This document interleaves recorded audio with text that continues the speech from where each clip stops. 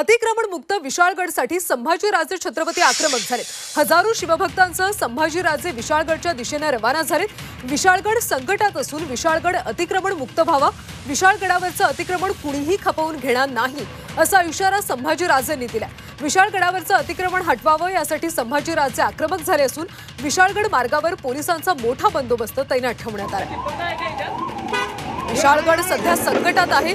अतिक्रमण मुक्त करण्यासाठी आता संभाजीराजे विशाळगडाकडे रवाना झालेले आहेत। विशाळगडावरचं अतिक्रमण कुणीही खपवून घेणार नाही असा इशारा यावेळी संभाजीराजेंनी दिला।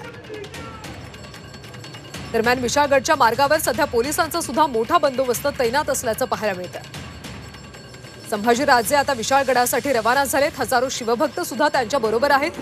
गेल्या काही दिवसांपासून विशाळगडवरचा अतिक्रमणाचा मुद्दा चांगलाच गाजतोय आणि हे अतिक्रमण हटवण्यासाठी छत्रपती संभाजीराजे आता आक्रमक झाले।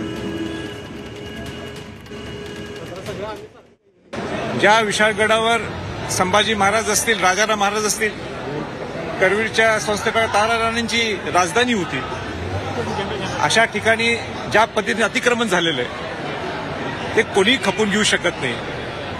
आणि हे औचित्य साधून आम्ही सर्व शिवभक्त किल्ला विशाळगडला शिवाजी महाराजांना वंदन करण्यासाठी, अभिवादन करण्यासाठी आम्ही सर्वजण जातो। माझ्याकडे कोणी संपर्क साधला नाहीये, तो त्यांचा प्रश्न आहे।